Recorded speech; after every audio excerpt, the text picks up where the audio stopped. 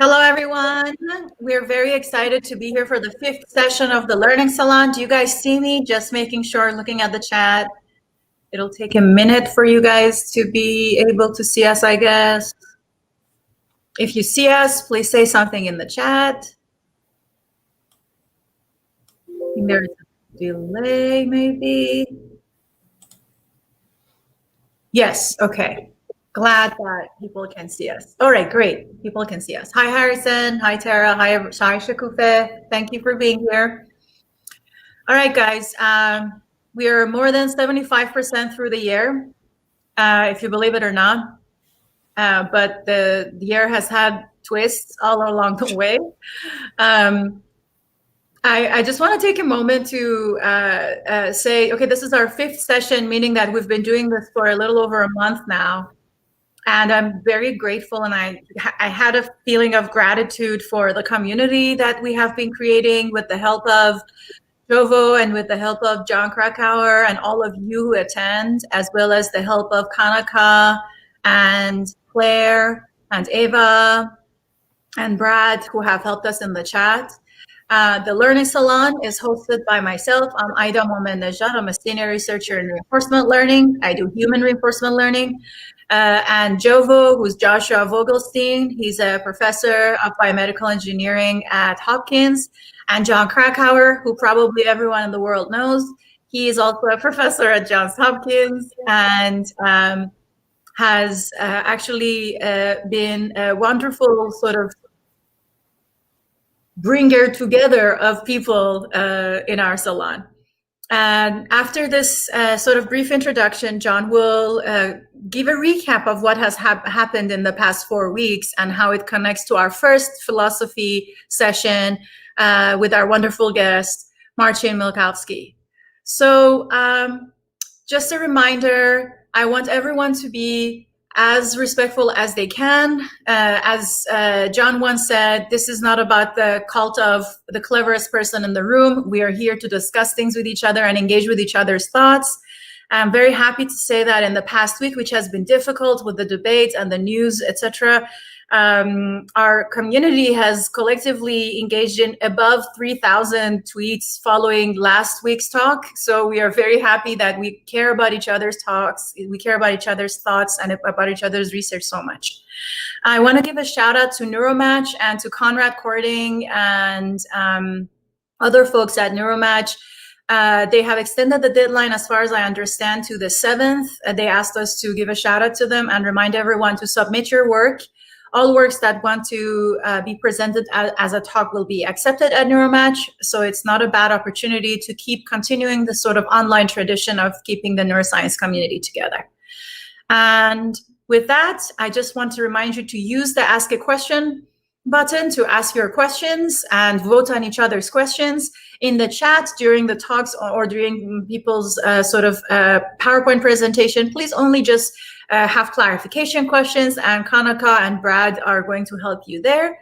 And yeah, I hope that this is going to be as fun or even more fun than every other week. And with that, I just open up the stage to John.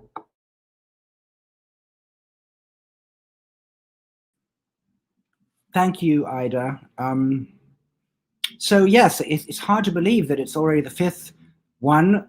And I'm still trying to recreate the steps by which Josh and Ida managed to get me here in this salon, but it just feels like there was no time when we weren't doing this. I wanted to sort of just reiterate one thing is I think we saw the absolute worst way to engage in a debate, right? Two elderly white men, one in particular, shouting at each other, right? With no one being able to get a word in edgewise, right? We would like to think, and I'm echoing Ida always, that we can do something the other end of the spectrum, right? Where everyone can get involved and we redress this balance that we still weighted down with respect to our leaders here in the US.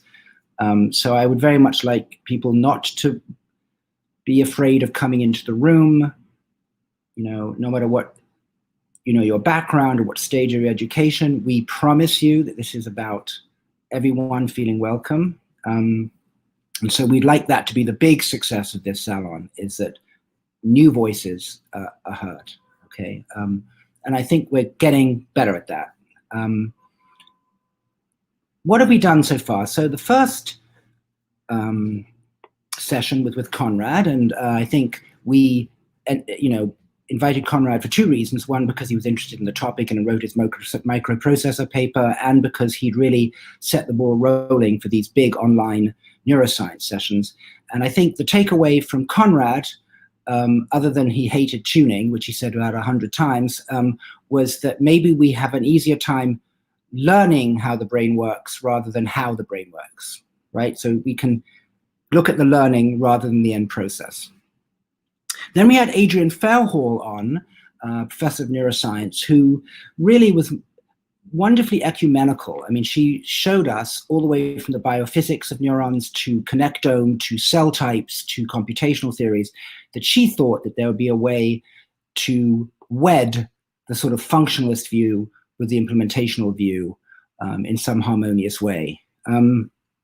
Melanie Mitchell, who was professor of computer science, really came on to say that there's this barrier that still has not been breached by current AI, which is the barrier of meaning, which I think gets a little bit into what Marcin will talk about. In other words, she was making this appeal to what are we going to do about semantics?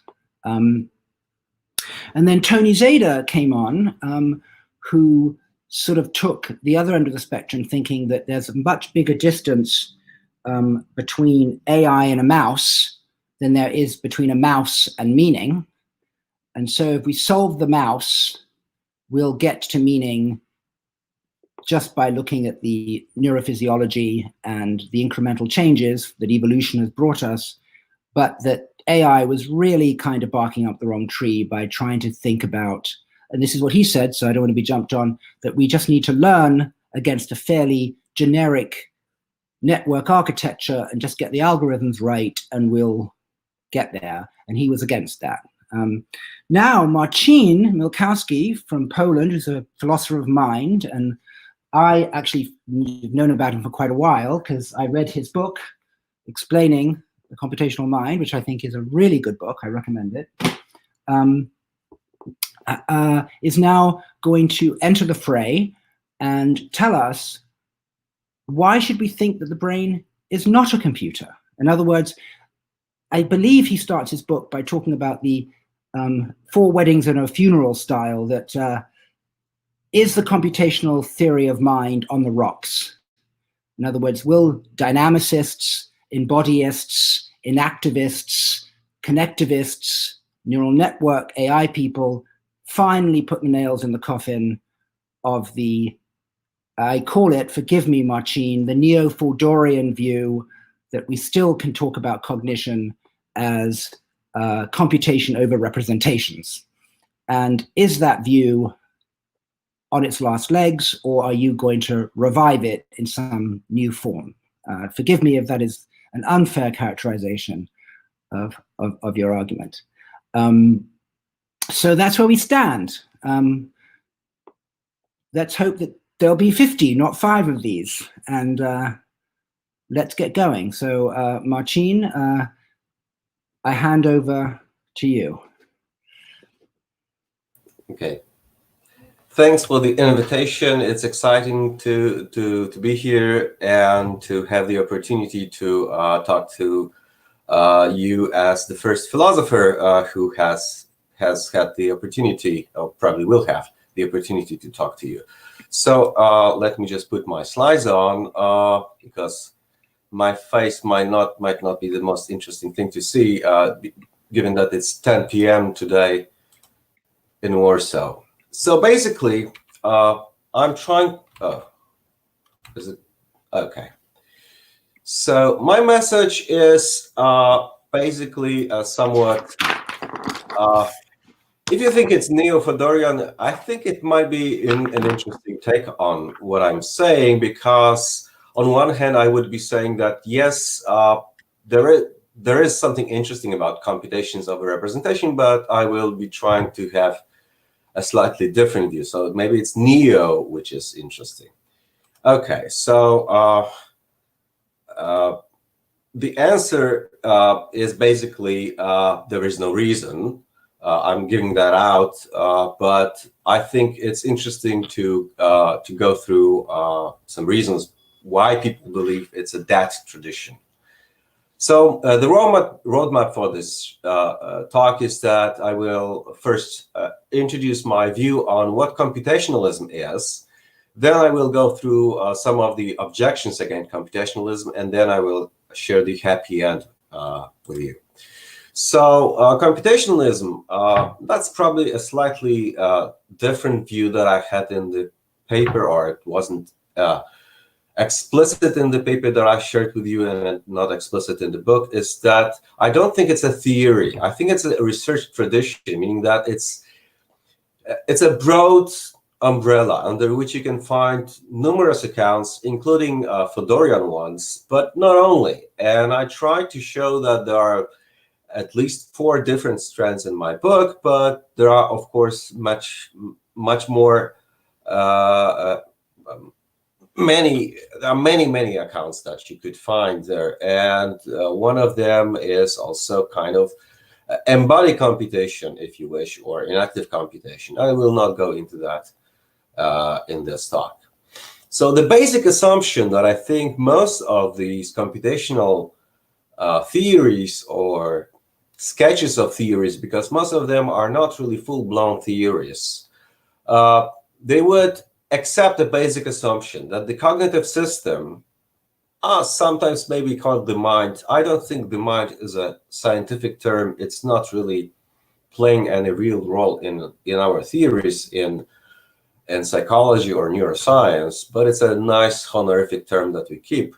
So the cognitive system is a kind of a computer, which again is an information processing device or a computational device. Some people quibble about the difference between those two, but I try to say that actually this is the same. And the reason for this, for accepting this basic assumption, is that cognition is basically impossible without information processing. That is the vanilla flavor of computationalism. You could have more, you could require much more than this.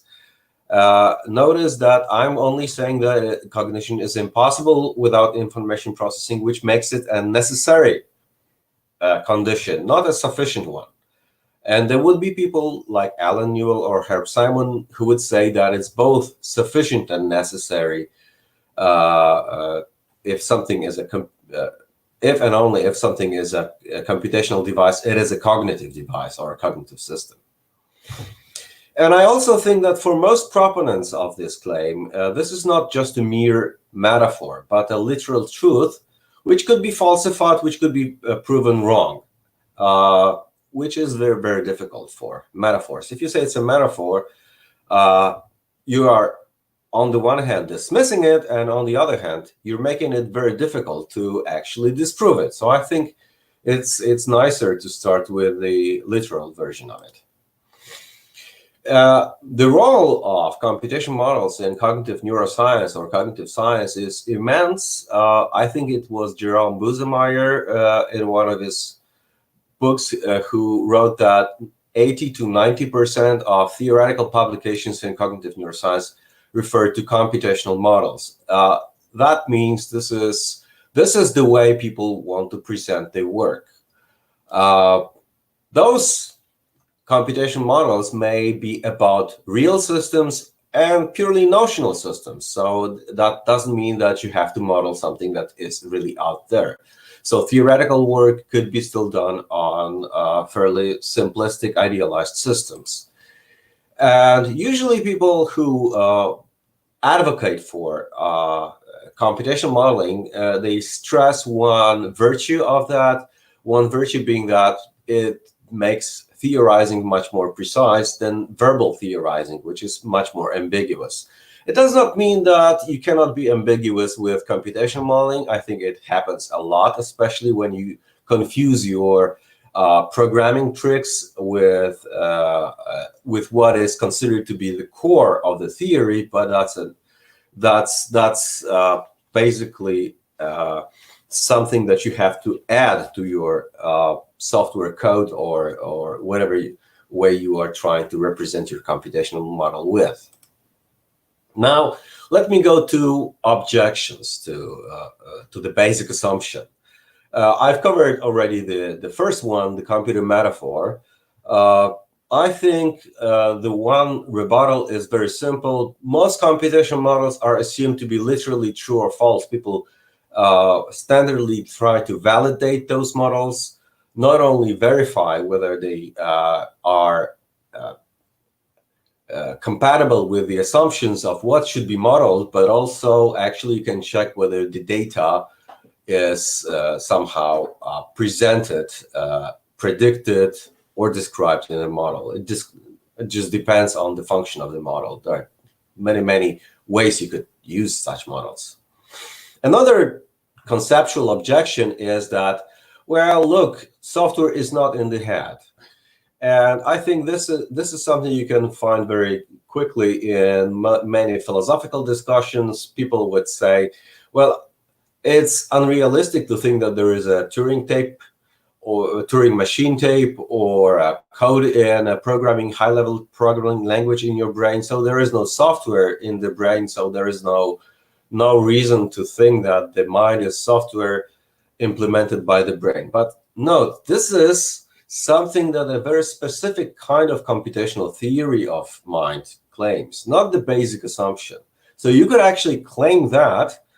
It's fine, you could defend that. I think Gualtiero Piccinini defends a certain sophisticated version of that, actually redefining the notion of software, but it's not something which is contained in the basic vanilla version, basic assumption that all these computational approaches share. And there are some conceptual objections that I consider much more easy to answer, such as that computers only are used for crunching numbers. I think that was an objection that is already dead since the 50s. So it's actually very clear that I'm showing you my slides, which is something slightly different than just crunching numbers. Some people would think that computers are abstract entities, not real ones. I don't really understand what they mean, because they usually pay a lot of money to get a real concrete object that actually requires some electricity to work with, which is not true for abstract entities. So computers are not just abstract entities. The mathematical models we describe computers with are abstract entities, but these are two different things. So if you think that computationalism actually requires you to believe that anything in the biology of the brain is abstract, not physical, you are confusing the mathematical model, and you're being Platonist about mathematical entities. At the same time, not really thinking that those things are run on physical computers. This is related to something which I think is a much more sophisticated version of the abstract entity objection, which is the objection that computers are in some sense disembodied. So they lack a biological body. Why would we actually be worried about this? Well, there are two reasons given, I believe, in the literature. The first one is that they should be lacking biological normativity. And people in an activist camp or an interactivist camp would say such a thing. So they would say, well, this AI machine is very nice, but it doesn't have the biological function, which would give the appropriate underpinning for anything that this computer might be actually doing in a cognitive fashion. So biological normativity is supposed to be this super something that gives the real AI, not the fake AI that we might have on silicon computers. This, I think, requires much more unpacking than is usually done, mostly because There are some people who have defended computational theory of mind, such as my friend Gualtiero Piccinini, and he says that actually computers are mechanisms that have a biological function because they actually allow biological agents to fulfill their goals. Isn't that biological normativity? Well, if you're an activist, you would probably say, well, that makes them not properly normative because it's not their own normativity. These computers are in the service of some other agent. So these computers, to be really cognitive, they would have to be actually embedded in a real biological agent. If you're in AI, you should worry about this. If you think this is a real objection, but if you are a computational modeler in cognitive science, you would say, well, the brains are exactly that. So why should I worry? It's a computer, and it's actually embedded in a biological individual. So that's one version of this. Computers are disembodied objection. The second version is slightly different. I think it's been spelled out in the recent, well, not so recent, but now the last book by Terry Deacon. Maybe has some 500 pages manuscript ready to be published, waiting. But in his last book, In Complete Nature, he says that biological individuals have a certain very specific organization that allows them to have this kind of normativity function, which is very important. And you don't have to be very in the inactive camp to believe that this is a serious thing, because Dan Dennett, in his last book, From Bacteria to Back, actually he seems to embrace the point and to say that he was guilty for understanding computer architectures as a kind of hierarchical Politburo kind of organization in which all tasks are neatly divided among constituents. But at the same time, it's not big news. Dan remains a computationalist because he thinks that you could have a flexible computer architecture to work with. So these are the conceptual objections, which I think are interesting, but quite easily answered. Now let's go to something which is related to the issue of meaning. That's the first objection related to meaning. This is something that defenders of ecological psychology would say. They would say cognition is just pickup of information, after James Gibson. So information is picked up, not processed, according to them. I'm actually still in the dark what this is supposed to mean.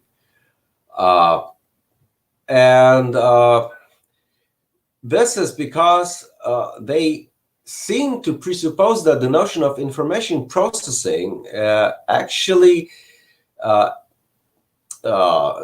in some way assumes that there is a rich database in the computer or something like that, which is always added on top of any kind of information you're processing or something like that. So you are not picking up information if you're that would be the story of ecological psychologists. You are not simply picking up information if you are trying to make an AI machine. This AI machine has to do a lot of additional work by adding some information to the input data, and that makes information processing in contrast to information pickup. I still do not really understand what this means, because I think you might. I think what is actually in the background here is the assumption that they actually think is shared by computationalists, namely that computationalism requires something like top-down processing, something that strong versions of predictive processing, for example, assume that there is a lot of top-down inference that is required to achieve I don't know perceptual constancies or anything like that. According to James Gibson, of course, all these things are bottom up rather than top down. But I don't think it's a basic assumption. I think this is just in the debate over inferentialism in perception, not about computationalism. So I think this is slightly misleading to frame this objection like this. Moreover, you might think, and many people in computationalism camp would say so, that semantic properties are not really required to make computational models. You can have a computer without semantics, they would say, and I do say that as well, because I think you can have a very stupid computer that works on things that do not refer to anything outside the system, so they do not have their own intentionality or whatever you can call it. You could have computers like that, and it's easy to have that. It's much more difficult to have real intentional representations that are about the entities which are outside the computational system. So in some ways, this semantic objection might be rebutted this way, that you don't have to believe in representations to start with. And there are anti-representational computationalists out there. So basically, this is not something you should embrace automatically. But at the same time, I believe it's a kind of a cheap answer. It's a cheap answer because most people who defend computationalism, they also think that representations are important and are useful. So let's go straight ahead to the well-known Chinese room, which attacks this straight on. This objection, of course, is supposed to say that computers, by the very fact that they are computers, they have to lack intentionality because there are no semantic properties in computers. Of course, you could use my cheap answer and say, well, computationalism does not require you to have genuine intentionality. But I would say something slightly different that maybe makes my view neo-Fedorian. I would say that representation requires computation, but not vice versa. So Jerry would say that no computation without representation, and I say something slightly different. No representation without computation. So this is a slightly different view. I will not spend much time on this. Of course, I can speak hours and hours about this because I think this is one of the very complex issues here. But the thing is that most theories of representation or intentionality, which are considered to be the standard or the best worked out theories of intentionality in philosophy, they usually do not presuppose anything like the view that computation is sufficient for genuine representation. So teleosemantics, developed by Ruth Garrett Millikan, basically requires a lot more than just computation. It requires that there is a certain structure that has a proper function of presenting signs from a producer to a consumer, and that these signs would have a certain mapping function to reality, and so on and so on. I don't want to present the full view of teleosemantics. I usually have to when I introduce that to my students, I usually need two 90-minute lectures to present all the intricacies of the view. But the idea is that you need a lot more than just computation. But I think you need computation because without information and without semantic information which is about something, there is no way to have representation. So cognitive representation requires semantic information. But semantic information is a notion which I understand to be slightly less demanding than cognitive representation. Namely, semantic information just has to be accurate. It could be true or false, or followed or not, depending whether it's instructional or declarative information.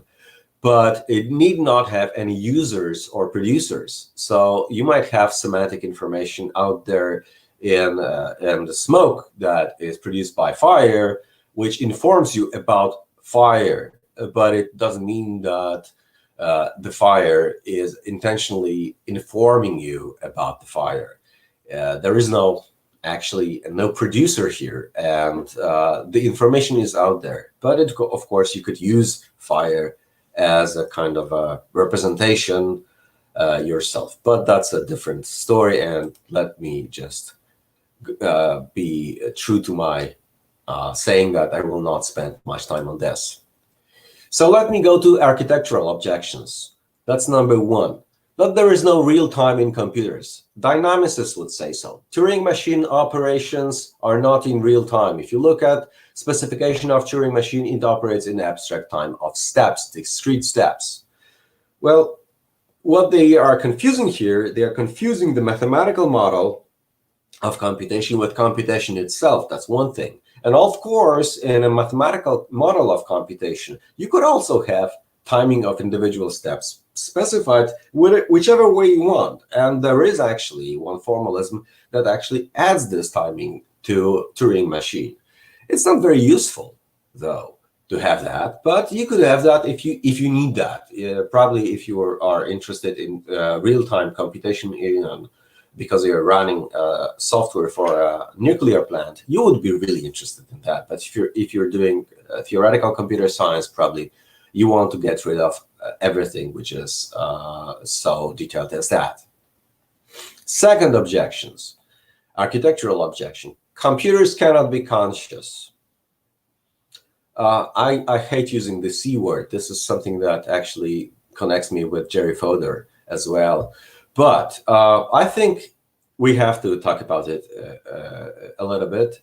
What you're seeing on my slide is actually the inside of an old mill in a Polish village, because this is something that reminds me of the old objection against mechanical explanation that Leibniz had in the 17th century. He said, well, perception cannot be understood mechanically or using a mechanism, because we could imagine that this mechanism is as big as a mill. You would enter the mill, look around, and perceptions will not be seen, which means that perceptions or contents is not physical. You could, of course, now use the C word here. Consciousness wouldn't be seen in a computer. Again, the basic assumption shared by many computationalists, and probably most of them, is that consciousness is not necessarily reducible to computational properties. Maybe it requires something more. And it's not really something very strange if you're saying that. It doesn't make consciousness really very physically special. You might say that there are some properties of computers which are not reducible to their purely computational properties. For example, you might have a computer that was used by a very well-known celebrity on YouTube, and that celebrity actually signed that computer. Well, it's still a computer, but the property of being signed, of having a signature of a celebrity, is not reducible to the computational property, while the inscription on a computer is still a physical thing. So it's not really something that makes consciousness non-physical. It's not something that actually opens the Pandora box of some dualism or anything like that. You might simply deny that it is computationally explainable.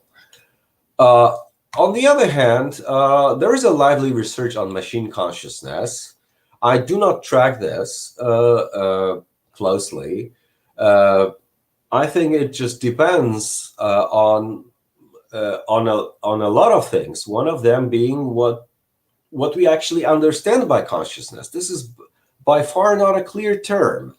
And many people actually claim that this is a false psychology term that actually, under close inspection, turns out to be something like a collection of several overlapping notions. I think Elizabeth Irvine makes this point in her book about consciousness as a scientific concept that actually, when you look at consciousness from the measurement point of view, how it's measured in experiments, it turns out that there are many notions of consciousness out there.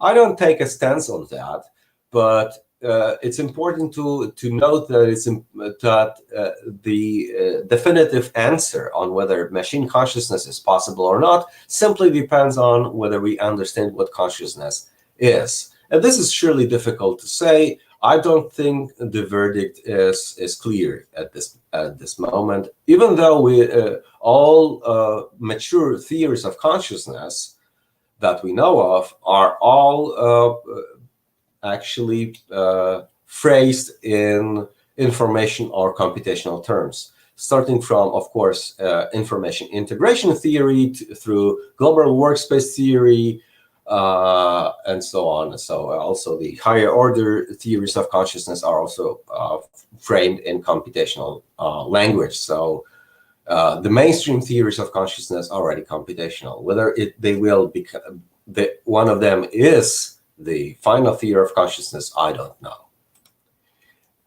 Third architectural objection, it comes from a popular paper by Epstein, who claimed that people do not remember things as computers do.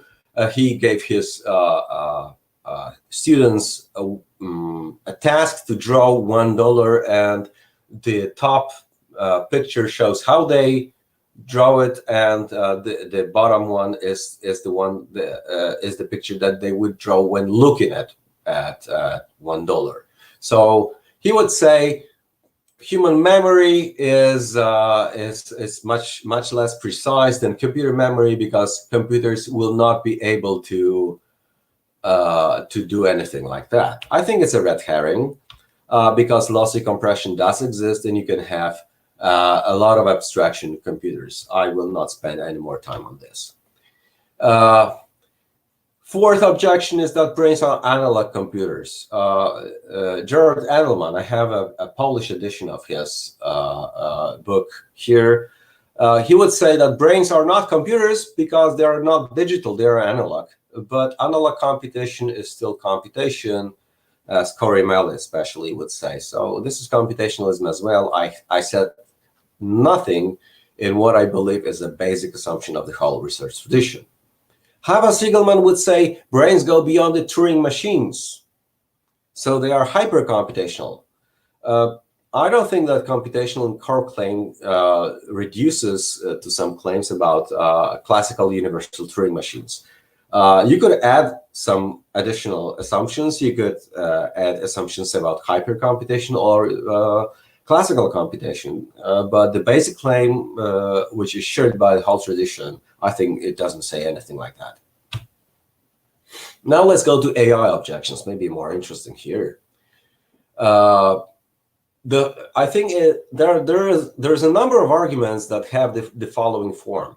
People phi or people do X, computer will never phi or do X, thus AI is impossible and computational is false, because people have some property that computers will never have. But it's crucial what is substituted by X in premise 1 and 2. Not only 2, as I have on my slides. Well, of course, people drink Coke. Should computers drink Coke? Well, that's silly, of course. But what counts? Should this embodiment that I mentioned already as a conceptual objection, as you can see, this is not a clear taxonomy that I'm using here, just some way of organizing the objections. What counts? I think the interesting candidates, the most important for AI people are candidates that refer or appeal to cognitive or information-related features of human beings, because these would be very difficult to rebut. So one version of this says that it's really difficult to implement common sense inference. I think a lot of discussion here goes under the misnomer frame problem, which is an original problem that originated in a very specific logical calculus.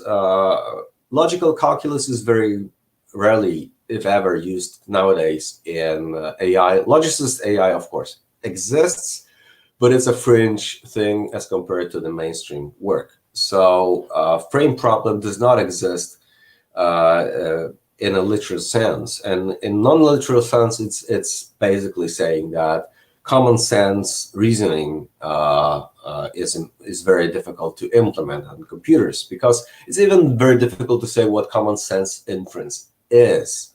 So implementing that is difficult ipso facto, because you don't know what it is. But I think there is progress on this.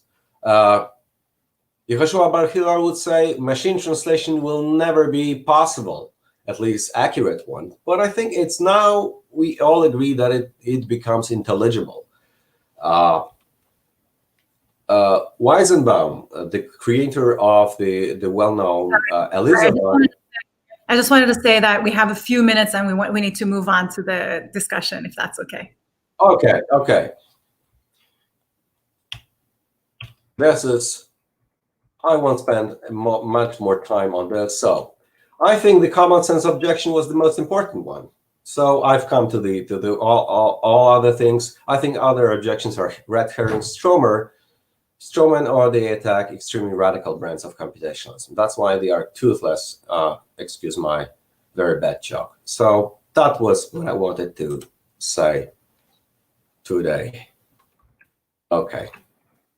Didn't mean to cut it too short. If there are some slides that you would like to have up, it might help everyone, especially since there were a lot of questions of clarification. So feel free if you want a couple of minutes to have some slides. So maybe Marcin, just as you said, well, you did say at the end that on your last slide that common sense is the biggest objection. Maybe the most. Maybe you could just say a few more lines, like Ida said, about why you think the common sense objection is the most concerning one. Because we've had that before. Melanie Mitchell very much made that case. So I think it'd be very nice to hear you just unpack why you think that's the biggest hurdle. It's the biggest one, because it's still, you could have experiments on human subjects that are able to do certain things. They apparently are able to perform certain things, even kids. And it's very difficult to say why they do that, why they think that certain things happen, why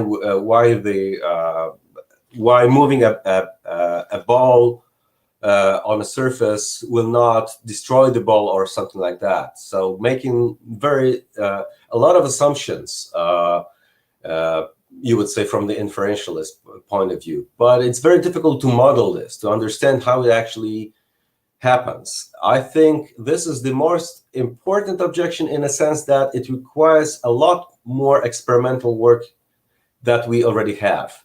It requires understanding a lot more about human psychology, but I don't think it's an objection that it's deadly.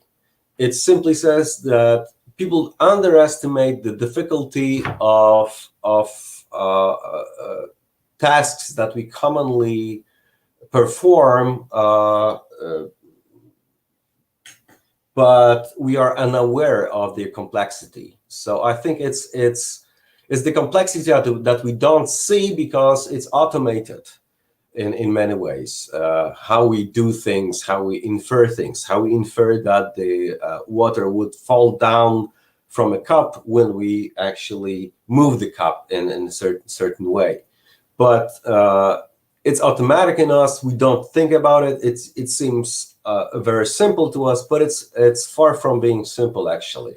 I think it's There's a lot of going on, but it's totally inaccessible by introspection or unavailable for verbal report. That's why people think it's simple. And that's why I think common sense or intuition are names for things that we do not really understand. Your mic is off. Can we start asking you questions, or would you like to say any more from your slides? I think that was the most important thing. I don't think I want to go through Gödel proof, because it's everyone know Penrose and things like that. So I think it's a okay. Great. So look, thank you very much. I think it really is a nice follow-on from what we've had. It seems to me on that last issue about, artificial general intelligence, common sense, the list that Lake and co made. But that's not an objection to a computational view, right? Doesn't it seem to be more an objection to the kind of representations that we're still going to need to know how to build in order to then do computations on those? I gave the example, I think, to Blake Richards when he was on. I said, look, think of a word like Mississippi. Count the number of S's in the word Mississippi. Say Mississippi backwards, right? If you're saying Mississippi backwards or counting the number of S's in Mississippi, you're taking a representation of a word and you're doing a computation on it. You're adding up the number of S's. Now, is it true, I'm asking you this, that we don't really know how we float the word Mississippi in our head and add up the S's in it, right? Now, that seems to be more of a representational problem than anything else. And so I was wondering if you'd say whether you feel, what kind of progress are we going to have to make if meaning is going to require representations that are about something that you can actually, as Ramsey said, perform on? Are we anywhere near understanding that in neuroscience or mimicking it in AI? Well, my own view on this is a bit complex, but I would surely say that this objection is not against computationalism per se. That's one thing. You might be a computationalist and say that artificial intelligence is impossible. Brains are computers, but you cannot mimic it in a computer because it's too complex. That's still possible. That's a pessimistic view, but it's logically coherent. So you need to have something more to say that it's possible to mimic it on a different kind of a hardware.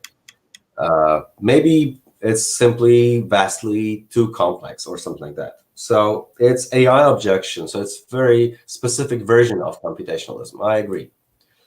Now, I would also think that a lot of these objections are posed against representational views. Hubert Dreyfus was definitely doing that.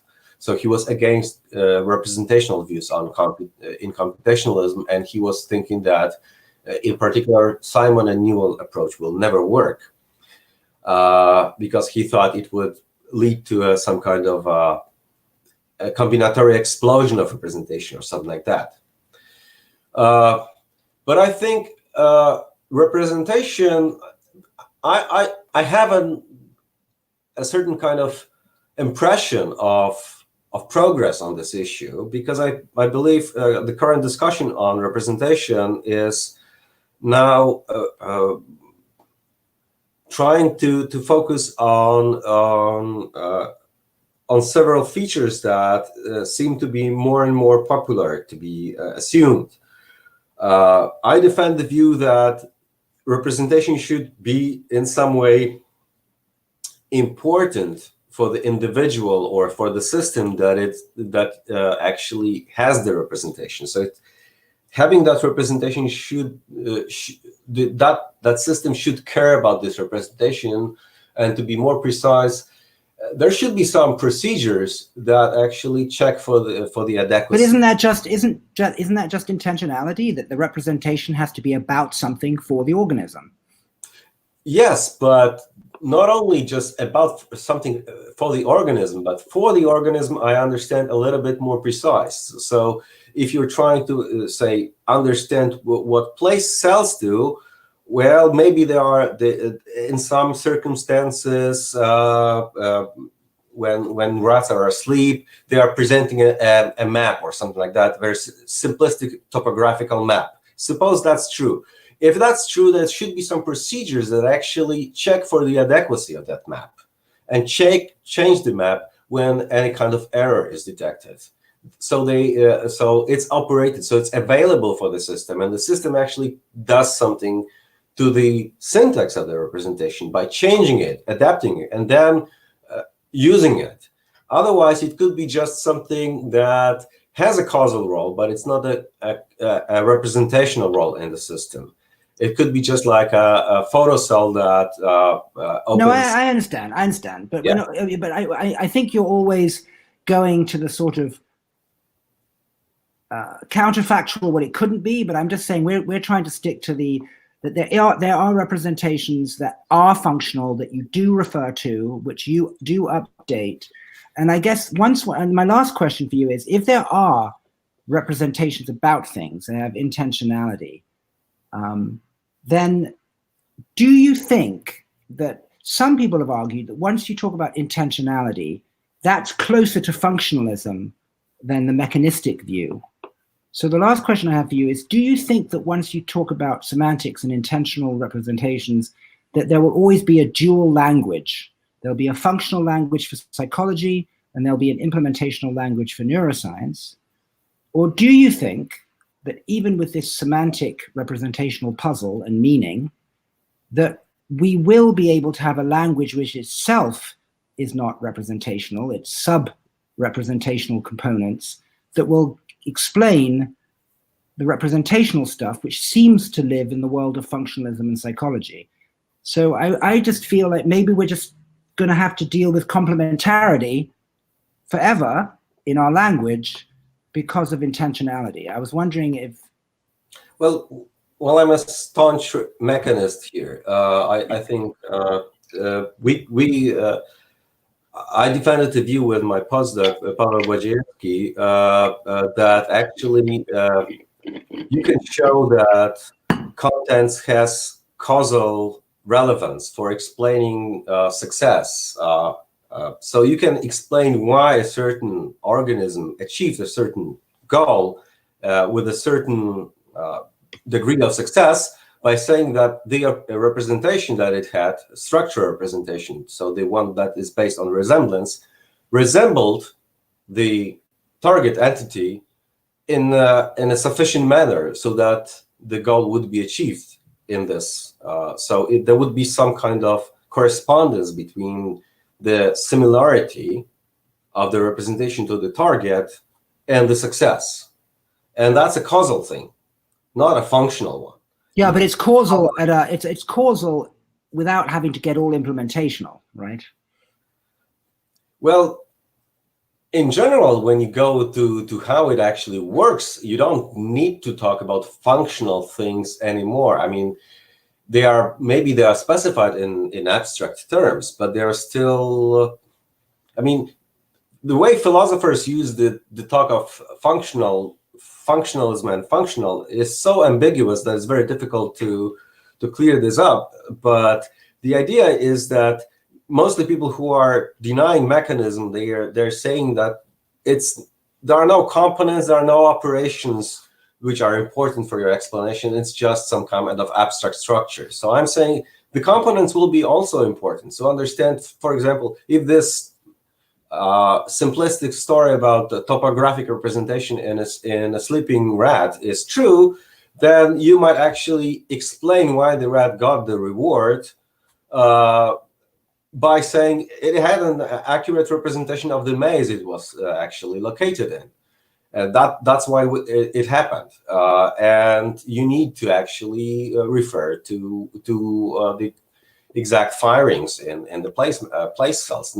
There is no function that you have to go up. I mean, this is the same thing. Sorry, I'm going to interject there because I actually build models of replay, and Kim also is here. Both of us use reinforcement learning and representation learning models to address hippocampal, medial temporal lobe representation of space, and I disagree with you. And I think philosophy has been clear. I'd like to evoke, I mean, I don't know if it's probably a little out of fashion, but I really liked anomalous monism. And I think that it's pretty clear there what's going on, which is that you have a different level of explanation that can be at a higher level, let's say the word money, and then you have physical or sort of implementations or realizations of money in the physical realm.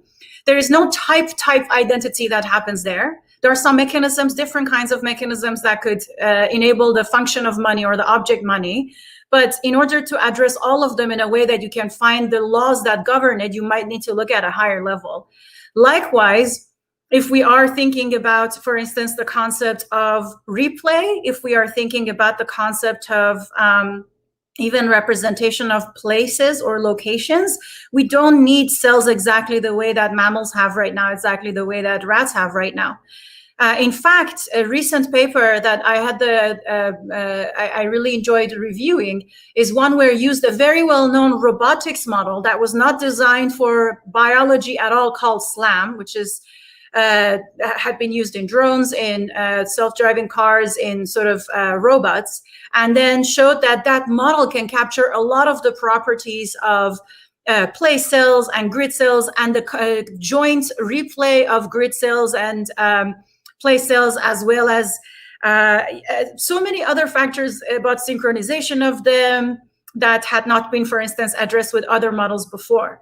So I think there is a very important way in which some functions were captured by that computational model without having anything to do with neural representations, but the functions got it so right because it was simultaneously localizing and mapping. That's short for SLAM, or the SLAM stands for simultaneous localization and mapping. It had the idea, the functional level was so well done that it actually captured more things at the lower level in terms of experiments having to do with grid cells and place cells than what was expected if we had just started from there. So in fact, there seems to be that is the very notion of functionalism, right? Where the exact mechanism might not matter as much as truly capturing the function.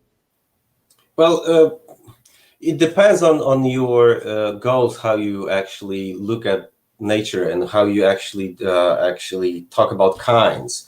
One thing which is important is that you are saying these mechanisms are different. Well, different from what point of view? You could say that dogs are multiply realized because there are so many kinds of dogs. They look differently. Well, this is not multiple realization. They are just one species. No, we're talking about rodent versus robots. Definitely different. Well, definitely. And I think my postdoc also, former postdoc Mateusz Chochol, is working on crickets. They do not have, definitely they don't have place cells. And he works on exactly that, whether they have geometric representation of that or not. So so insects are definitely don't have the same machinery, right? But they might have share properties, abstract properties of mechanisms. Whether you call them functional or not, I think it's a terminology distinction. It's not really essential. The thing is that there are lots of detail in many explanations that do not count in many cases. And you can discard them because they're not essential, because there are similarities that if you want to say that this entity did something in a similar way that another, and that's why it worked, well, you don't need to talk about differences unless you're interested in the differences. Then, well, the differences, why the rat did that in a different way than the robot. Then you go to the differences. I'm going to again I was very specific in my comment. I'm going to again evoke anomalous monism. We are talking about the fact that you're talking about. I understand your point. I understand your point perfectly. I need to finish this. So it's at some level you're saying that there are no differences at the level of behavior, and I would agree with you.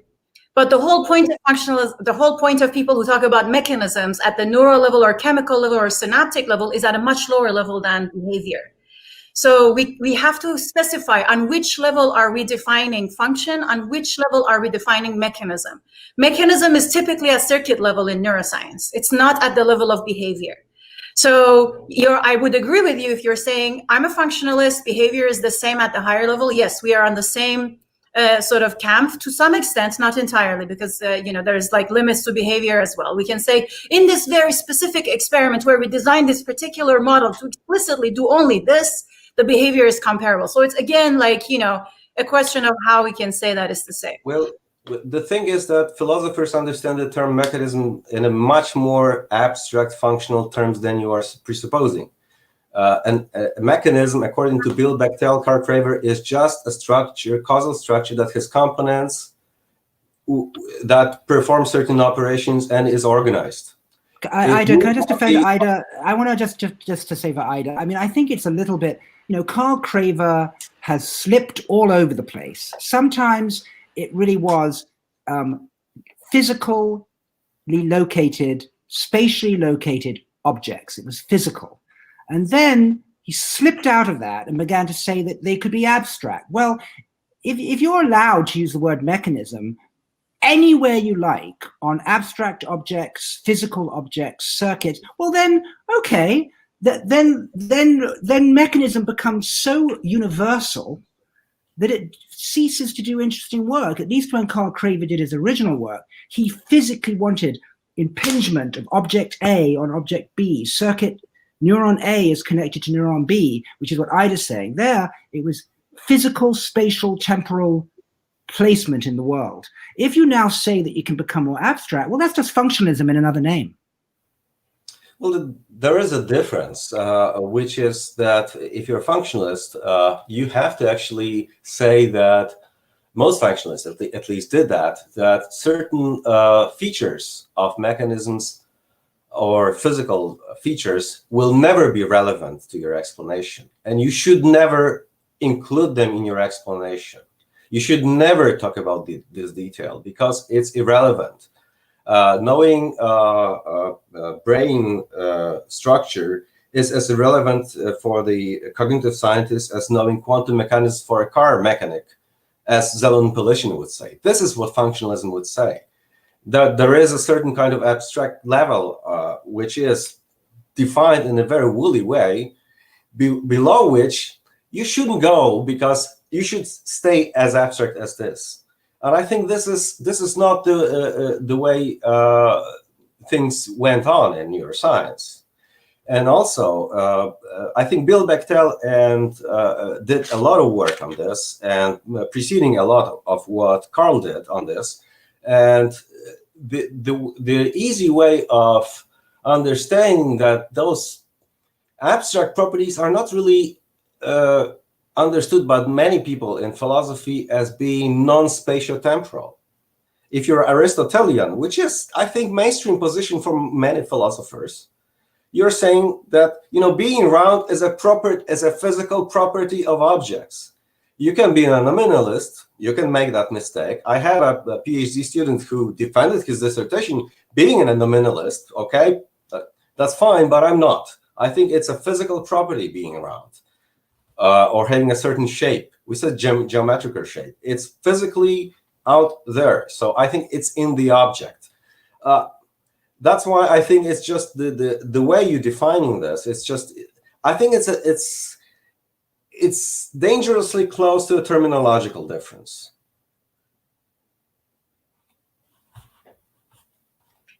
I disagree. Well, I think. After Jovo, maybe we can start taking questions. Yeah, I was just going to say, I think Ida fully understands. Can you hear me? Okay, I think Ida fully understands, and I don't think she presupposed what you were saying. I think she disagrees with you rather than fail to understand the arguments. So I have a completely different line of thinking and questioning that neither John nor Ida has touched on. And that is, I come mostly from a statistics and neuroscience background. So in statistics, it's very commonly said, George Box quipped, all models are wrong and some are useful. And you even alluded to this a little bit, I think, when you talked about, the perfect model would be useless because it's just the whole thing again, right? So this computational model is a model, so it's definitely wrong, right? There's no doubt it's not true. It's unambiguously wrong because it doesn't capture everything. So the question of interest isn't really whether it's right or wrong. The question of interest is, in which ways is it useful? And perhaps the more interesting question is, in which ways is it currently failing? Because once we understand the ways in which it fails, we can try to improve it. And I would just, in contrast, there's other models like, and I like the Breitenberg's Vehicles book a lot, where there's really no representation whatsoever, but there's just a bunch of organisms that happen to replicate, and they tend to replicate more when they exhibit certain kinds of behaviors. There's no goal, there's no intentionality, there's no explicit representation. There's also he doesn't explain how you get to cognition per se, but there's no reason it couldn't get to cognition as far as I can tell.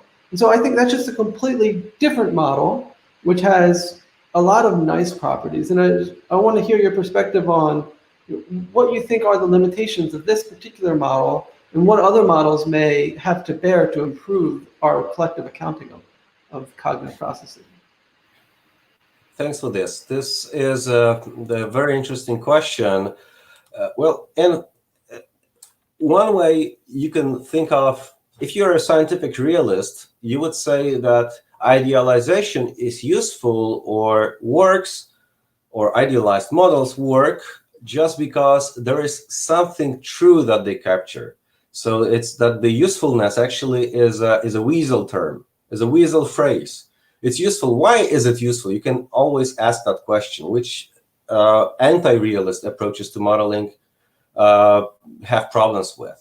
They might say, well, they are all wrong and they will turn out to be wrong. We are all pessimistic. They are all just, well, some are suspiciously successful for a long time. So I think it's not a very successful answer saying being pessimistic about everything. So they are useful according to realists because they capture some part of reality, probably something essential about the phenomenon they are trying to capture. A lot of things that that science is interested in is just very, very tiny bit of what's going on.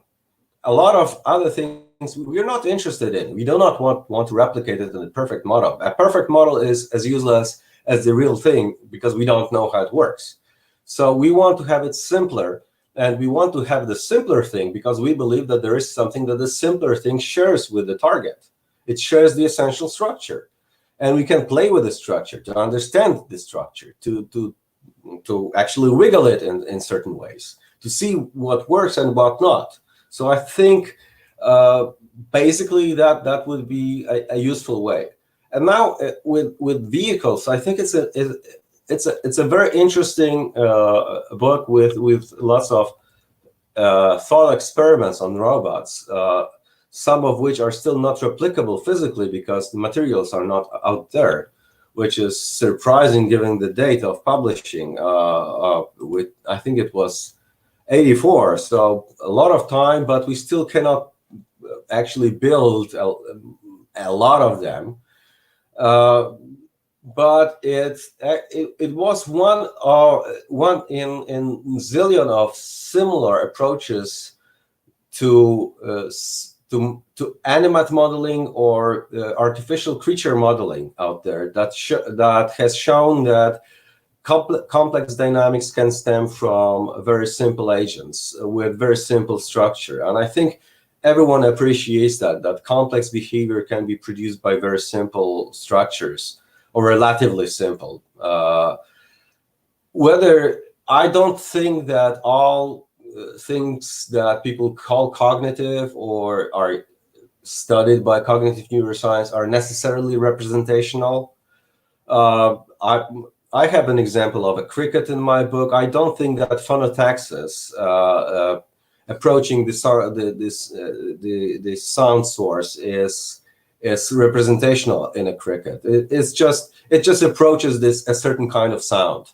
by trying to make the signal stronger and stronger. That's a very simple thing, but it's not representational. It's perceptual, but it's not representational. So I think, you know, a lot of things you might achieve without representation in this specific intentional, genuine intentional sense. But it's still, there is still some semantic information going on that the cricket actually does not operate in. It doesn't really process. A lot of physical morphology does it in the cricket. So I think a lot of similar things, but in a simpler manner than in the physical cricket is going on in vehicles of Breitenberg.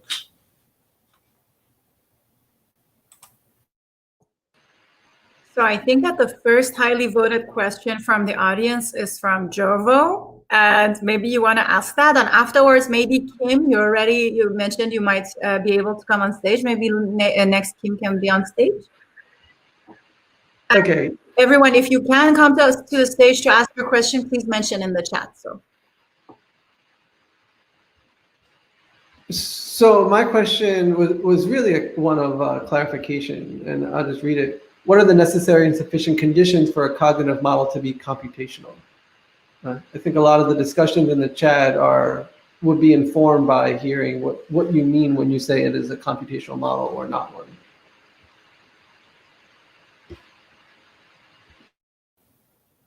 It's an interesting question. Well,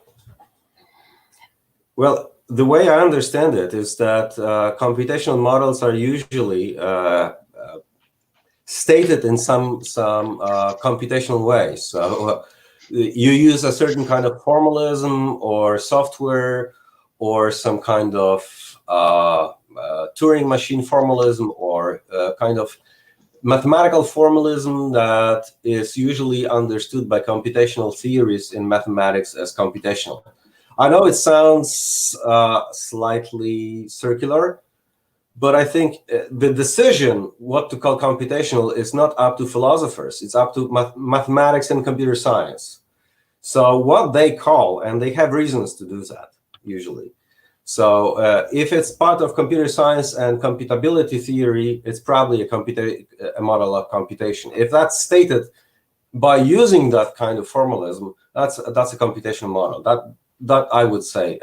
If it's stated in some other way, which is strongly dissimilar, it's probably not a computation model. So a theory stated in Polish language is not a computational model, unless it is stated in such a way that actually those sentences are isomorphic to a Turing machine, but it's highly improbable. I'm out of focus a lot of times, I'm sorry. Kim, that can be at different levels. Kim, you can go ahead, and your question got a lot of votes, so you can read it the way it was, or you can just say it however you'd like. Okay. Am I allowed to first ask a follow-up question on that previous question, or do you want us to go on? Okay.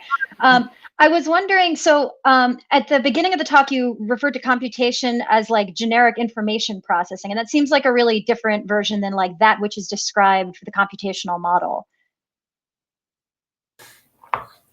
Well, I believe that models of computation in computer science actually describe those things that are processing information. It's just a different terminology to talk about the same thing. I could go on, and my intuition comes from Markov algorithms, but I think it would go into my own biography rather than into argument. Okay. Yeah, I guess I was, this maybe segues into my question kind of well, but I was thinking that there are some things that are very hard to articulate, but describe something that is like information processing just in a way that's not very, it's not expressed in the mathematically precise terms that you would use to say something's a computational model, but you might say it's like you're describing computation, just not with that level of precision. Relatedly, the question I had for you was about common sense. Basically my question is just what were some examples of common sense? Because you were saying that this was the main obstacle you thought to the analogy between computation and brains. And my understanding of common sense is that it's sort of like folk physics and folk psychology, in which case you could think that these would emerge from the natural statistics of tasks combined with some algorithm for learning or evolution. And then it seems like the obstacles to getting these in computers with machine learning would be the surmountable engineering one of building better, more naturalistic tasks for agents and getting agents that can interact with the world tractably, rather than being like fundamentally not something that computation can embrace.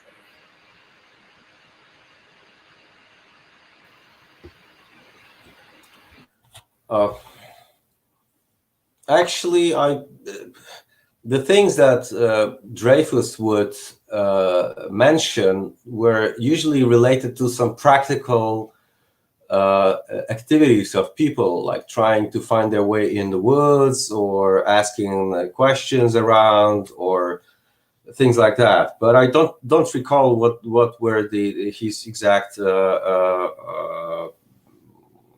examples from the top of my head. I would have to simply look into the book. It's he has two books. One is What Computers Can Do, and the second one, commented very critically by some AI people as the proof that even Dreyfus can learn, has the title What Computers Still Can't Do. So he admitted that there was some progress. I don't really recall what but he was actually trying to say, don't look at chess, don't look at checkers, don't look at tic-tac-toe and very well-defined problems. Look at ill-defined problems, how to get meaning in life, how to live well, and things like that, which are very, very, very difficult to understand what they actually mean. And with folk psychology and folk physics of water, things like that, that's probably the one way of actually dealing with that. I'm not a fan of this objection. I don't think it has a lot of force. I think this is the only one that has some force because it requires people to build a lot more successful systems. But I think a lot of systems are much more successful than people already. So I don't think it actually shows that it's some kind of an in principle objection. Okay. Yeah, I'm happy with that answer. I guess I like the idea of like something that computers still can't do rather than it seeming like fundamentally insurmountable. I'm going to go back into mute land. Just in addition to that, it's so good. First of all, it's so good to see you, Kim.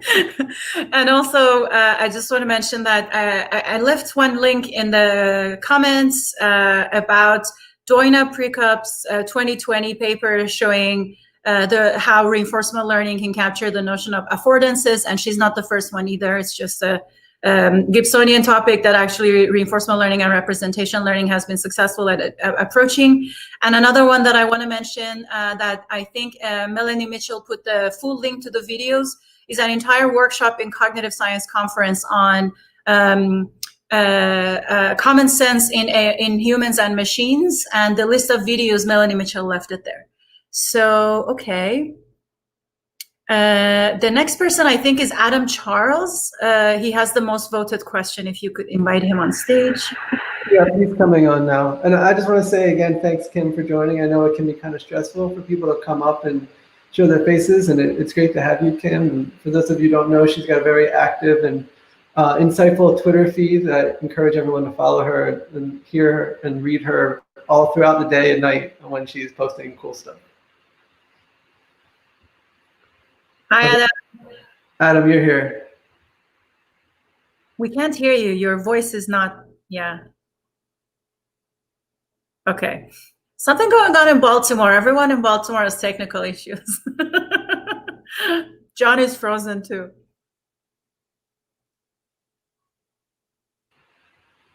Should we invite our next speaker while Adam figures it out? Our next question? Okay, I'll invite Colin was next, I think.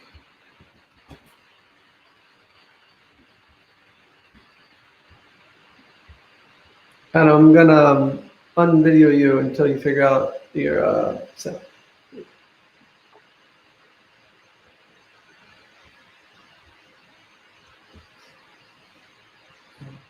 So while we're waiting, I can just give a little introduction. Colin has been talking with us offline and had a bunch of interesting questions. And so I'm not sure he actually posted his question here, but I know what it is, and I think it will be interesting to hear from him once he joins. He's not in Baltimore, so he shouldn't have any technical difficulties. Hi. Okay. Oh, Hey, Colin, welcome. Hi. I'm a bit off guard because I was sort of prepared to do a bit of a 15-minute thing, and now I'm sort of required to ask a question in lieu of that, and so I'm struggling a bit. I suppose for what I wanted to say originally in my little presentation was that is to actually go meta on the whole thing and ask why this discussion actually goes on. It's going on for 50 years. And I have communicated with the guys here about a way of putting that discussion in perspective that might be helpful. Now, I'm in neuroscience, and I really don't care what ism is involved in solving this problem. I don't regard it as a mechanism for actually making my way to the solution for AGI. And I'm sitting in neuroscience, and I'm poised on the point of building some hardware that I know is not a computer, right? There is no software, there are no models.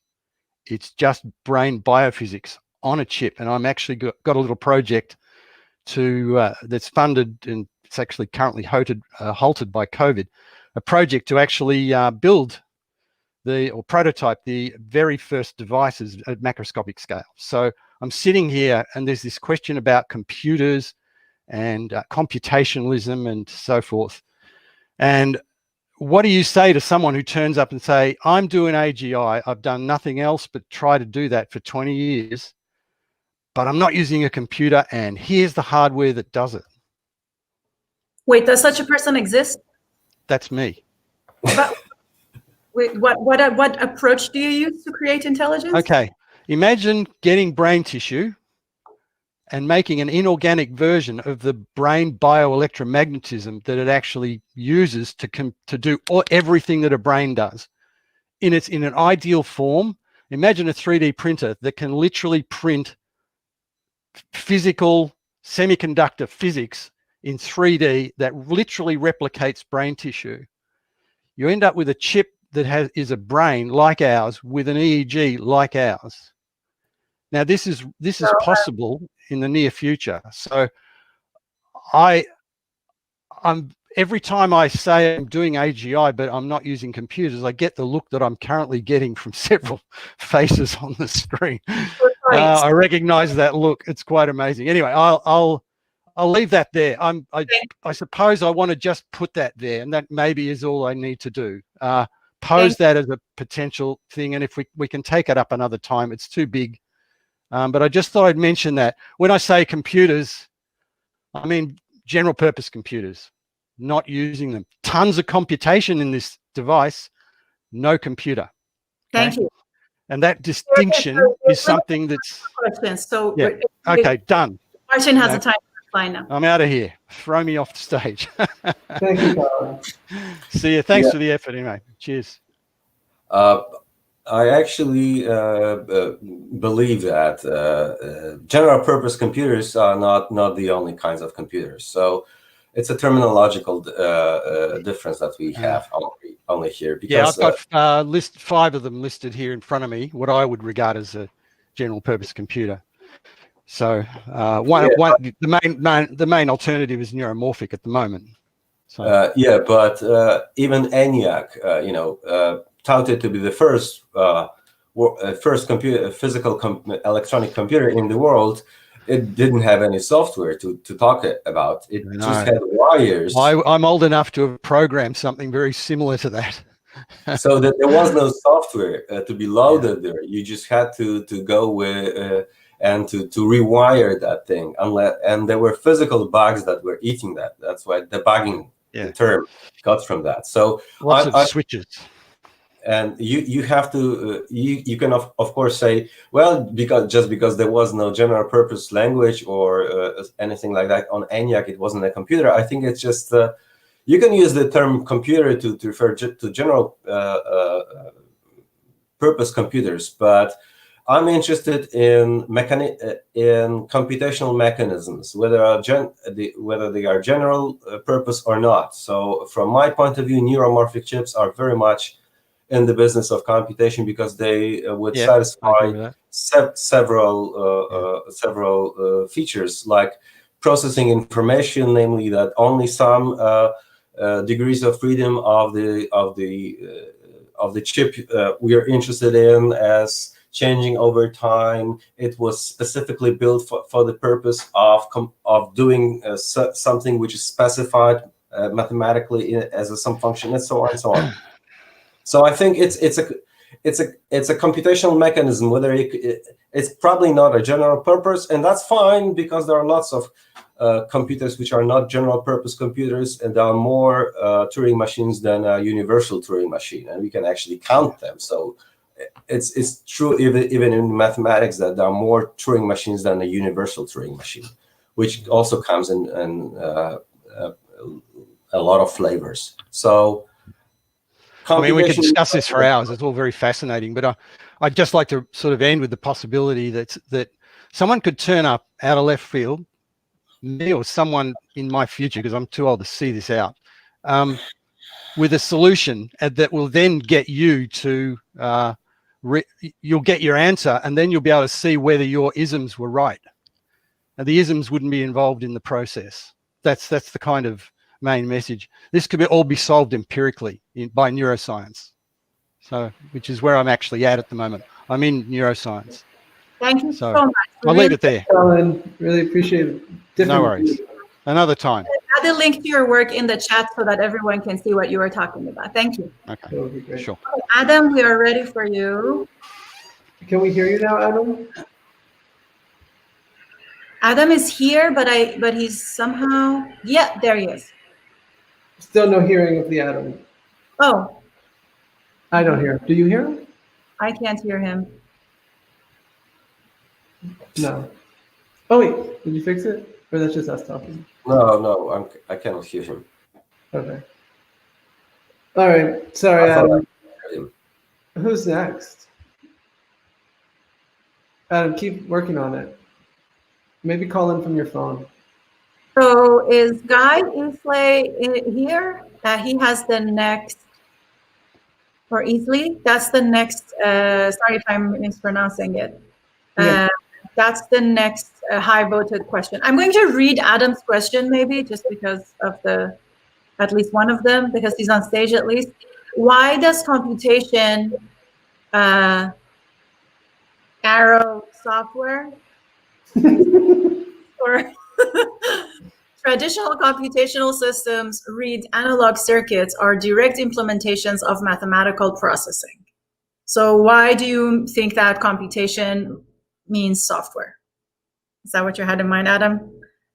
Blink twice if you agree. Okay, that's what he meant. So why does computation mean software, and the idea of analog circuits being the direct implementation of mathematical processing? How about that? Well, I don't think computation is software. I think analog computation is fine. I love Maniac, a water-based computer that simulated economy, Keynes, according to Keynes principles. You can still see that in a museum in London, I believe. It had very nice pumps and so on. There's a beautiful paper by Alistair Isaac about this machine.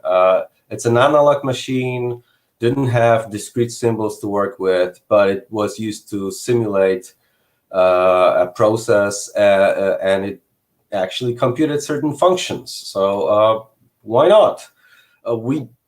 We still are in mathematics. I don't think the jury is still out on the question whether we could have a notion of general purpose analog computation or universal analog computation.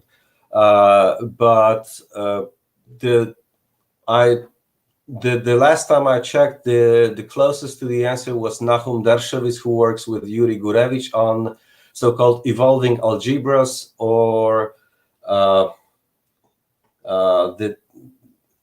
abstract state machines. So he had an analog version of that. So if you're interested in that, I think that was the closest to that. But in general, people are pessimistic about having a universal analog computation as a mathematical model. But I don't think there is a proof it's impossible.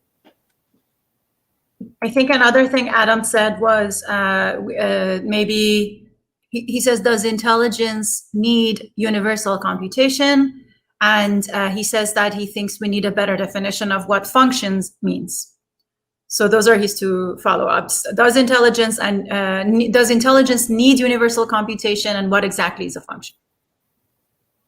Well, Alan Newell had an argument that universal computation is required exactly for intelligence. And Zenon Pelishin also believed that. I actually try to disprove that claim. I believe that universal machines that we have are not truly universal, because they are limited in the amount of memory we can use on them. So they're actually finite machines in terms of the memory that we give them, but we still idealize them as universal machines. So the link between intelligence and universal computation was flexibility, so the ability to implement any algorithm whatsoever. I don't think we are as flexible as that. And especially if you have seen the last presidential debate in the US, I don't see a lot of flexibility, cognitive flexibility going on in this kind of events. People seem to be quite limited in kinds of responses that they have in certain environments. So they are constrained a lot by what's going on. So I don't think it requires general, whether you call that intelligence or not, it's another question, but at least it's a cognitive feat.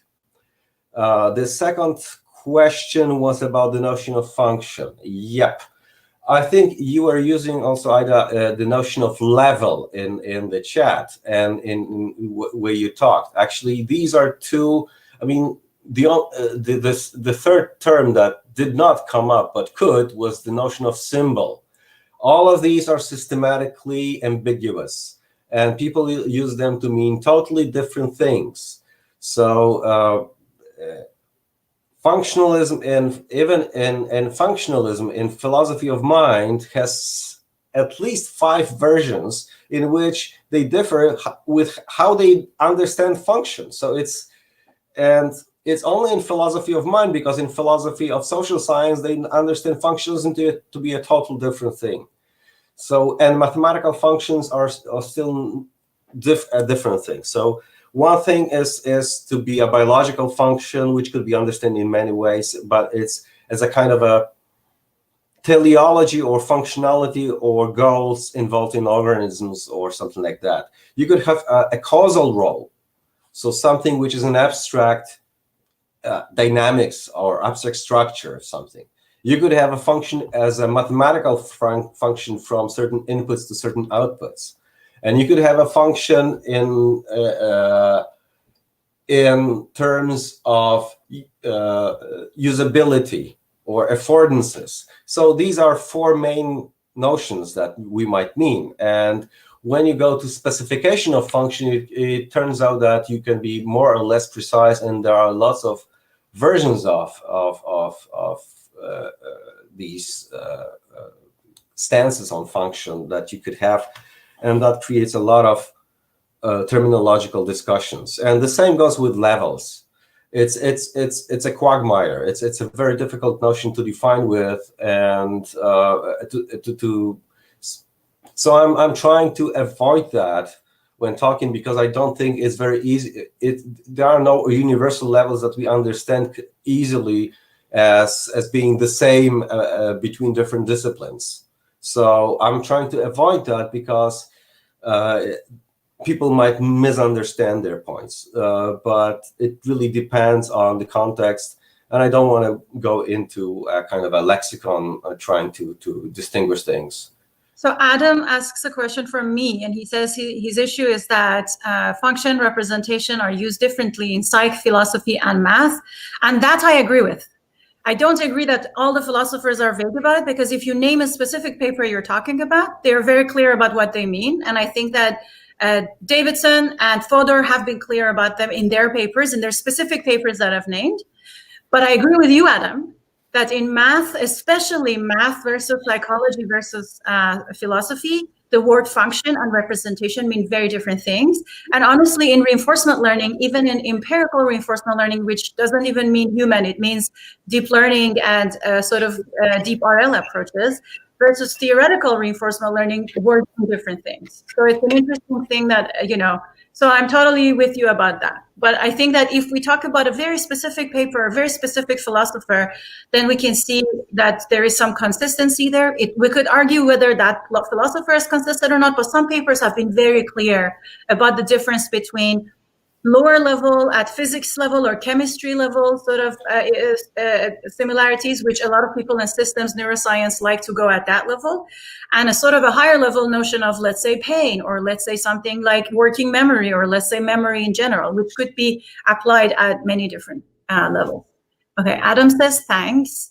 Iris, are you capable of joining us on stage? You've had a lot of good points. I don't know if you're still there. Iris, are you still there? Okay.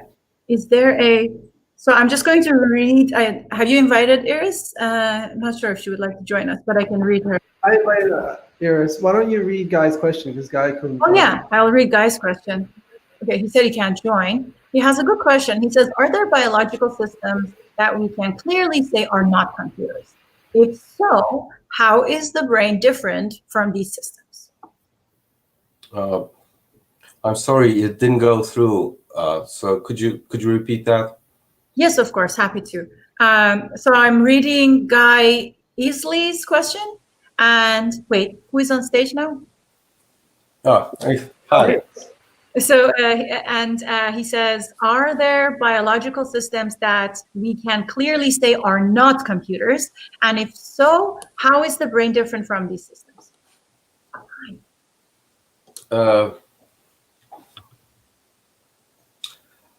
I'm not a biologist, but the way I understand some of my friends who are in philosophy of immunology, they say that biological individuals exist only in organisms that they have immune system, and the immune system seems a computational system to me, and this is what it does. It does process information. So probably there cannot be a biological organism or a biological individual without being out there a computer, because it involves computation in its own very function of defending itself against foreign proteins. So I don't think there are biological organisms that are not computational.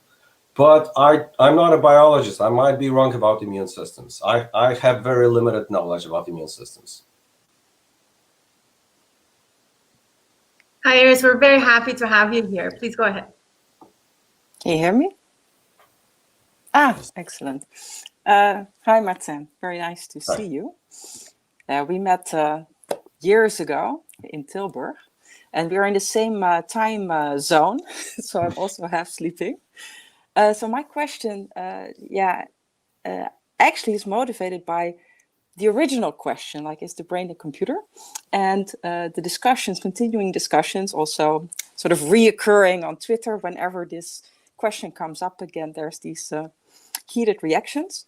And I've been struggling with the question myself, and I hope by posing it to you, maybe to resolve it, or maybe other people have ideas on this too. And this is, I posted here also in the chat, like, is there a difference between asking, is the brain a computer, or can we computationally explain cognition? I already asked a question about the poll being phrased in terms of mind and not brain. And for instance, if I think about my own work, I actually don't ask myself the question, is the brain a computer? I mostly think about how can I explain certain cognitive capacities? How can we explain common sense? And can we explain them computationally? And that's maybe we can, maybe we cannot. And I actually agree with you that I think common sense is one of the biggest challenges. But the question I have is, even if we can explain cognition computationally, does that then imply that the computer, that the brain is a computer? That's my question.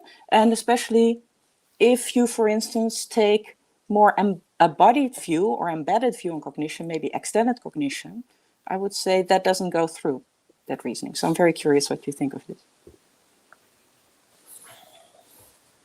Okay. This is an excellent question, but I hope I have an answer, actually. That's strange, because I was afraid you would be asking a question I never asked myself. So a lot of people would say that you can explain things computationally without even presupposing that they're computational. You can have a computational model of weather. You can have a computational model of earthquakes. Earthquakes are, if you're not a pan-computationalist who thinks that everything is a computer, you don't really think that tectonic processes are computational.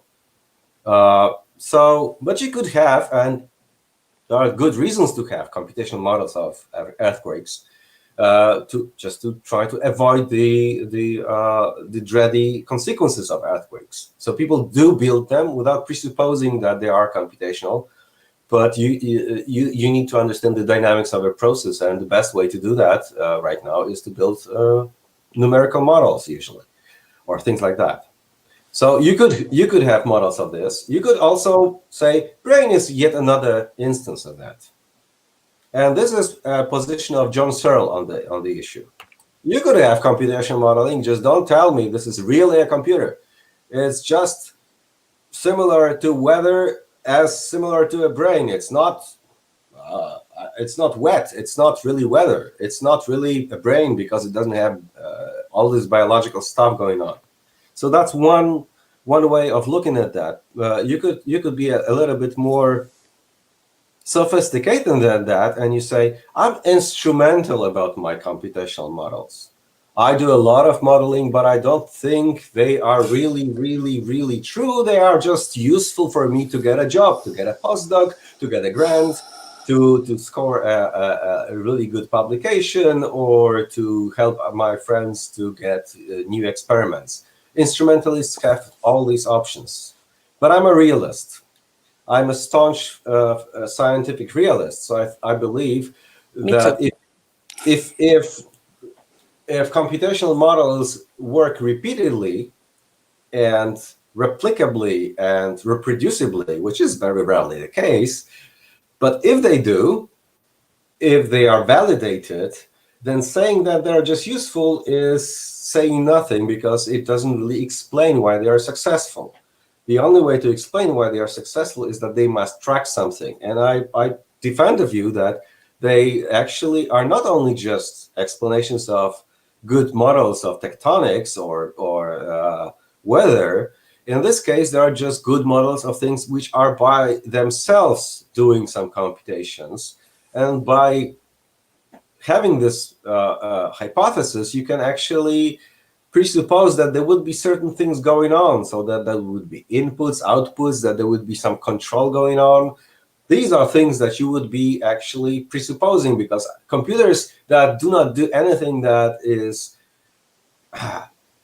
control related seems to be, there is no user for our brains beyond ourselves. So it must be directly related to the control issues.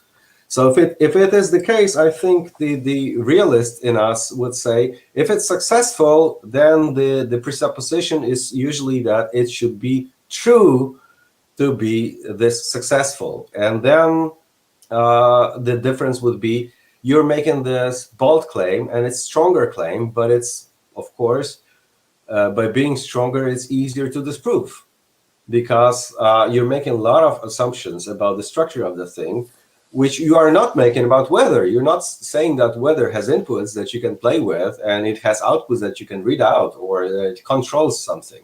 You're not making, you cannot use I don't know, good regulator theorem on weather. It makes no sense to me.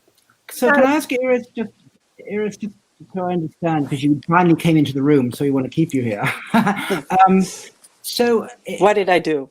nothing. No, but I just thank you, Marcin. But it just seems to me that if you build, like you said in your question, computational models of cognition, isn't it implicit, at least in some people who make computational models of cognition, that they feel like the steps that you're positing in your computational model, the brain itself is going to have to do on representations also? So isn't that implicit that you feel like you're guessing at what the brain itself is going to have to go through in terms of steps to get the behavioral outcome that you're modeling? Isn't that your goal, to believe that you're finding some kind of homomorphism between what you're modeling and what you think the brain itself must be going through algorithmically? Isn't that the project? Yeah, Yeah, I understand the question. Can I comment? Yes. Yeah, so I understand the question, and I think my question was not clear how I phrased it, and that's maybe because I don't understand my own question very well yet. So I am also a realist, and if I make a computational model, then I also implicitly assume that if that were to accurately model cognition, then I'm also claiming that it's physically realized in some way. For many cognitive capacities, that will be the brain, but I do not exclude that some cognitive computations actually are realized in brain-body world interaction, but I would still call that computational and also real. Maybe what I'm asking, because there's often also these discussions of if the brain is just a computer, like is there nothing the brain can do that isn't also computing? And I don't know. So, but maybe that's not what we consider here, or among maybe cognitive neuroscientists. But maybe there are things that the brain can do that are not computational, but we don't count them to our cognitive capacities. And so that actually the targets of the explananda, the things we want to explain, those are the cognitive capacities we have. Maybe they are indeed because of the computational abilities of the brain. So in that sense, the brain is also a computer. But also in these discussions, sometimes comes up, is the brain just a computer? Like, is everything that the brain does, can that also be computationally explained? Maybe, is this a clearer question? Yeah, it's a very clear question. So I think I alluded to this kind of answer in the case of consciousness. Some people would say that subjectivity of consciousness requires something more than computation, that the privacy of consciousness, if that's a real feature, should be explained as something in addition to computation. So that would be one candidate. Another one is something you were mentioning. Actually, I had a PhD student who defended his dissertation on distributed cognitive systems, and he has a mechanistic take on Ed Hutchins' idea. So he has an idea that these are computational systems operating on external representations, such as sometimes a paper map. But of course, they are not reducible to a single brain, because there is no a single brain that coordinates all the activity. The whole physically dispersed system, distributed system is doing the thing. So it's not reducible to a single brain dynamics. And I think in many cases that we know of, we would have this kind of necessity even go beyond a single brain when you have, I don't know, faculty meeting. Sometimes it ends up with answers which are less intelligent than individual faculty members. And the way to explain that, there's some dynamics, computational dynamics, that lowers the IQ of the faculty meeting as compared to individual members and things like that. So I think we have these kinds of dynamics, which could be also explained by referring to external representations, papers, pencils, notes, computers, artifacts, sometimes very advanced artifacts in labs and so on, that are computational because they are concerned with representations, semantic information. They change that information from one format to another to be easily understood by one system and another. But it's definitely not reducible to a single brain alone. And science definitely is not. All scientific activity is dispersed among a lot of people. So that would be my answer to this kind of question. So it's not definitely reducible to a single brain. It might not be just the computation. Maybe there are some other features. It's difficult to.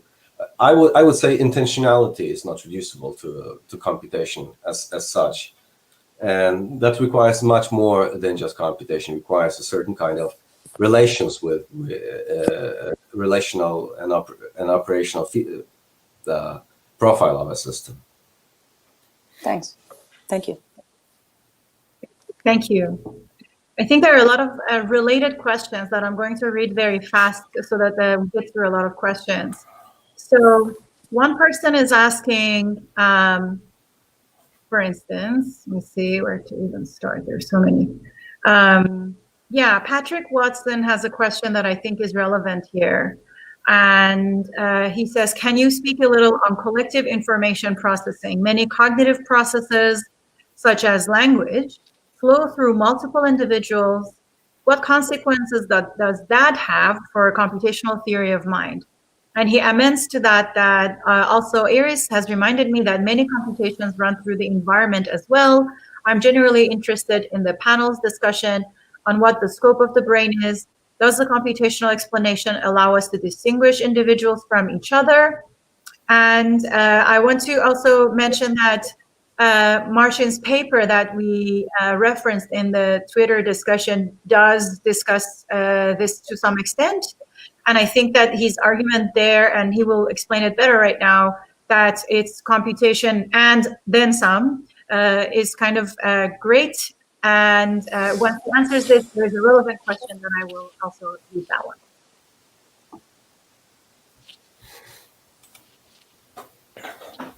Yeah, so basically, it's been something like a tradition in computational explanations that stemming from Jerry Fodor, of course, to be a methodological individualist or even solipsist, and to understand that computation happens inside the skull, and that's it. But that's a very outdated view, I believe. And if you're doing things which are not about this, which are about biological neural systems, but not necessarily the central nervous system, you might be surprised that it's not in the head, and you're still doing computational neuroscience. So I think it's totally outdated to think about the contents of a skull, even if you're talking about biological organism. I mentioned immune systems, for example, but you might also think about the gut. You might also think about other things like that. So individualism was wrong for many reasons. One of them is to presuppose that the brain is the only thing worthy of attention. The second thing is that there are lots of things in cognition that require going beyond the single individual. And that also is not, it is, I think it's been, you could have two strategies on that. The first strategy is to grow big, expand, to have a larger computational system. This is what Edwin Hutchins does. So expand your system, eat everything inside the system. So have have almost the whole faculty as a single computer that processes information. That's one option you could have. So the whole community that speaks one language would be as one cognitive system or one linguistic system or whatever. But it grows big. Another way, which is somewhat related to what Fodor was doing, is to go small. grows smaller than you think. And I think this is what Herb Simon was doing. He thought memory is not the part of the system. It's the environment. The computational system does not contain the memory. It's the inner environment and the outer environment that change between the explanations, that change between behaviors. And it, of course, it changes over time because people learn. Learning history is important, but it's the explanation. The explanations would have to describe the environment rather than the structure of the agent, which remains roughly the same. This strategy, unfortunately, presupposes that the system does not reconfigure. It's not plastic. It's not really realistic, but it tries to say that there is something invariant and very small and very simplistic that we can model. So I think in computational explanation, you have those two traditions: grow big, embrace everything, and then it becomes bigger and bigger and more difficult to say how big should that be. You have to stop at some point, and that the way to do it, I believe, is be specific what you're trying to explain, what it involves, because language is not actually any phenomenon that we explain. It's a term. But if you're trying to actually explain some specific thing, like how children learn their language, maybe including the whole society, is not really relevant to the explanation. So that's one thing. And another tradition is to grow small, try to be as simple as possible, and try to exclude everything.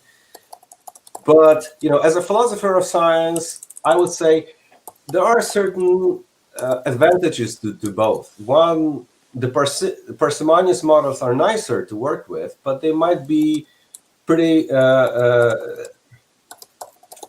They are supposed to be invariant and unchangeable, but that's exactly the problem. That invariancy, the unchangeability of those small systems, might be difficult to adapt to what's going on in the real world. But the larger systems are difficult to model. And if you're looking at, for example, brain and behavioral sciences, the journal, you would see that there are lots of papers right now there talking about culture. And what I miss in these papers is modeling. They're just papers that talk about things, affordances, regime of attention, I don't know, influences of culture on music perception. But there are no models, because these models are extremely difficult to build, because we don't know how to do that. Or at least these people who are probably the best ones in behavioral sciences, because BBS is one of the best journals, there is something wrong about that. So I think this is the problem. It's difficult to build such big models for them to be precise. But I think we should be doing that.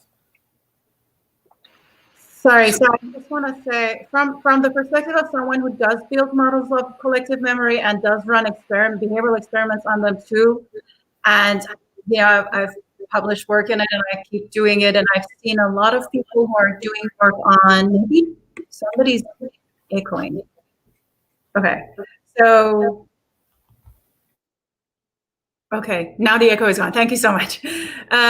So from that perspective, I disagree that it's very hard to model. In fact, I've seen beautiful models at the levels of, whether it's collective memory, whether it's sort of, I even studied how the specific graph structure of conversations among peoples determines whether their memories converge and to what extent, and can we predict exactly which concepts they were talking about become central.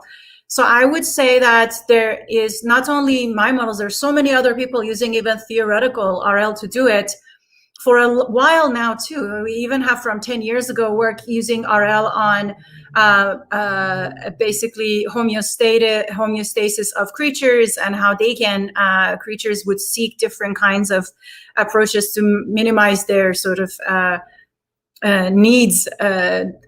So I think that maybe it's too late to say these are too complicated or there are no models, because the past 30 years has seen a lot of it. And also for collective behavior, we even had a Nobel Prize winner in the 70s with the book Micro Motives and Macro Behavior, Thomas Schelling. And he was the initiator of a huge set of mathematical models of micro-macro interaction of behavior and collective levels. So, showing how you get, collective level effects based on individual sort of simple principles. So I would say that was a great question, Patrick. And I think maybe philosophy should do a little bit more of updating the notions of functionalism to collective notions of computation or function as well. But John has something to say. So I just wanted to say, I mean, if I understood also what Iris said about not everything about the brain should be computational, it doesn't necessarily mean, Marcin, that you have to go out into the world to other individuals in the environment. It's just, wouldn't it be interesting if there were non-computational properties of the brain plus the computational properties of the brain, which together could be put into an external computational model? So in other words, the computational model can cover the non-computational components and the computational components of the brain. You can do a computational component of a rock, a computational model of a rock, right? So in other words, I think, unless I'm paraphrasing Iris wrongly, is maybe you can sum up the non-computational and computational components of the brain without not going out into the environment and still have a computational model of the two together, right? So you don't have to go out into the world to say that the brain might be doing something in addition. Maybe the glia are doing something, the blood vessels, maybe the mass of a ball of neurons. Do you see? Could still be some computational function, though. It's not necessary that because it's glia or if it's the mass that's doing something, that at a functional level, it can't. Yeah, but you wouldn't say that a rock is computing anything. Right. So we don't need pan-computationalism in the sense of rock is computing something to say that glia might have a function that is computationally capturable. I think that Iris' point was I think this was Iris' point from the beginning. It was clear to me and to Brad also in the chat from the beginning.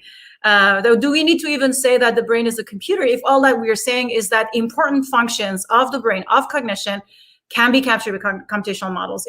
Thank you. Iris, do you want to comment on that? That's how I understood you. Well, you said it clear. So I guess that maybe you did ask, like, is it necessary, this question is sort of like with the big I, is the brain a computer? I don't know how scientifically helpful it is. And I think it's more helpful to think, like, what do we want to explain? And do we think that computation, as we understand it, though other people may understand it differently, is that sufficient to explain what we want to explain, or do we need something else? Yeah, thank you. Yeah, that's how I understood your question. I didn't feel like that particular question had an answer. Oh yeah, go ahead. Can I ask you a question about models of the environment? So I'm not sure if I completely understood, but so this comes from my own work on computational tractability. And one of the main theses that I put forth is actually to understand how cognition can be tractable. I think we cannot explain this. Maybe I'll come back to argue why. Explain this solely by appealing to capabilities of the brain. So for this, I think we must assume that the world or the environment we interact with must be structured in such a way that that our cognition can be tractable. That if we would have to deal with any possible world, it wouldn't be. So we need to have some friendly world in a sense. And for this, I think it's important to model also the environment in our computational models of cognition. And I was wondering if the models that you mentioned of the environment, if those are the models, computational models from the perspective of the scientist, so that the scientist trying to cover regularities and principles and computationally explain, you gave this example, I don't want to, social interactions, or is it a model of the environment as used by the agent in order to make cognitive efficacy possible? And I think these are two different perspectives, and I don't necessarily think models of the kind of the scientist perspective kind serve that kind of explanatory role. Is that a question to Martin?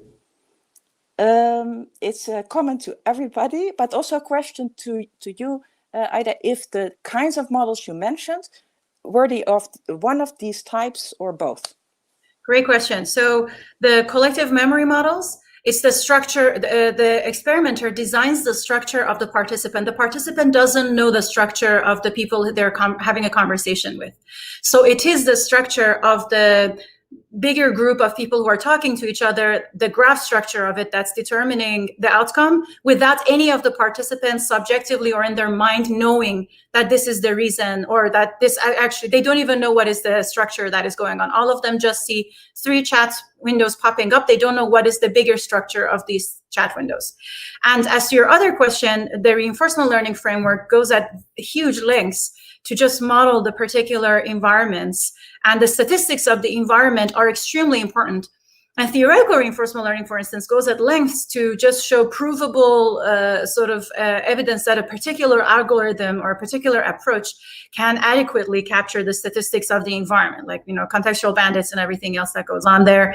And if you go back to more like even deep reinforcement learning approaches, the entire sort of environments created like Majoko, or the sort of the common sense environment that was created by DeepMind, where you sort of have a surface like this and you push it, and if it stays here instead of completely falling, the agent should be surprised. So just learning about this intuitive physics that Kim was mentioning earlier as well.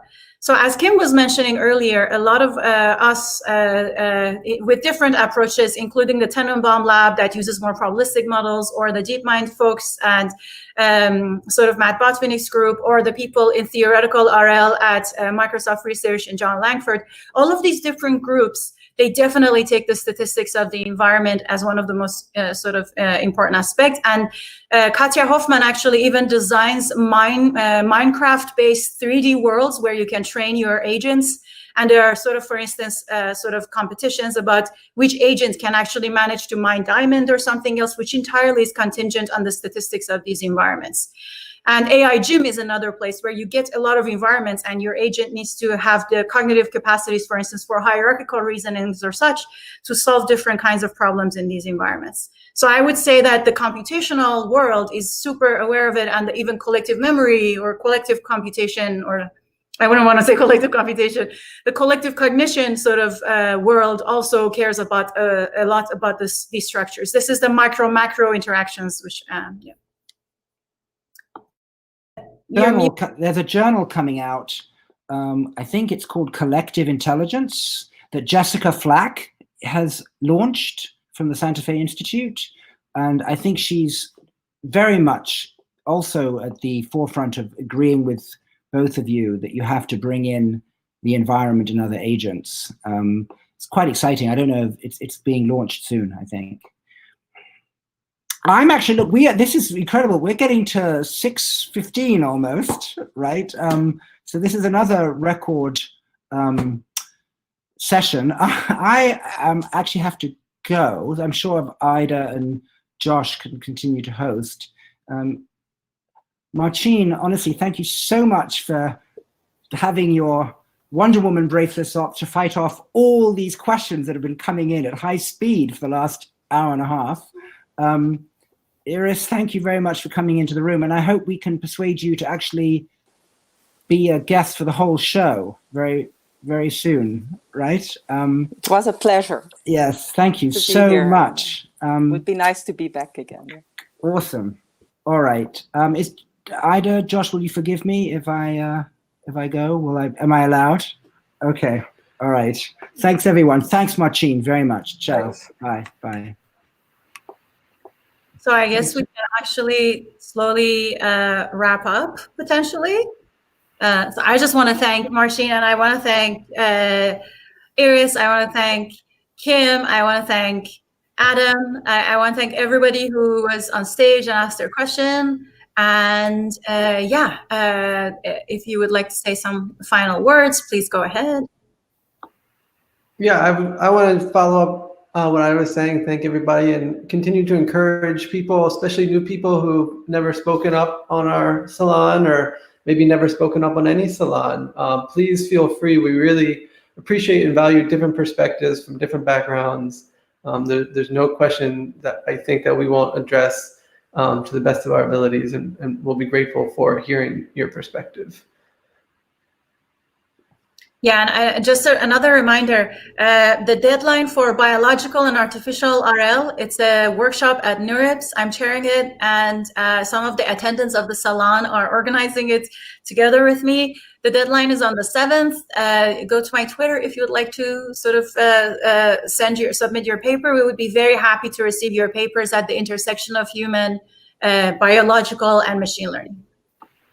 And I also want to thank Worldwide Neuro for helping get the word out and supporting us. It's been a really great organization to be working with, and encourage everyone to get engaged with them and find out about lots of other cool things they're doing.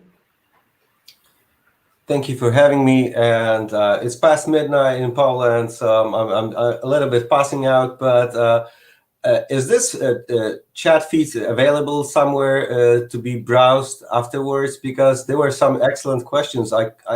I couldn't at this hour actually read them when speaking, so I would really love to read them. So I think the entire chat might not be available after this. This whole session will be available on the same link, but Claire Sun has been wonderfully taking notes of everything that happened in the chat. So I think that she could potentially be in touch with you. Thanks again. I want to thank everybody in the chat who participated. Thank you, Brad and Kanika, Eva, and Claire. And we hope to send you, Martin, soon the copy to the chat, but you can, of course, scroll up as much as is available and see the Ask a Question. Just so everybody knows, in the poll we had, is the mind a computer? 56.8% said yes, 29.5% said no, 13.6% said maybe. But when we rephrased the question and asked, does the mind rely on representations and computations? Then 75% said yes, only 9% said no, and 15.9% said maybe. So I guess how we frame the question also seems to have a different impact on what people think. I totally forgot I had brain in my title. I just took a paper that was lightly written and was somewhat relevant to AI and neuroscience, and I thought it would be easy to read. But I was stunned with questions, and I looked at the title. Oh my God! I really personally enjoyed your paper. For the record, I think that was a very clearly written paper, and I want to thank you again for being here at midnight. We know that it's very late for you, and we really appreciate you. And this salon is always a little intense, and we really appreciate that you were here at this hour with us. Thank you. And for myself, I'd say good night. Good night. Bye, everyone. Thank you for joining us. Please Bye, everyone. Thank you.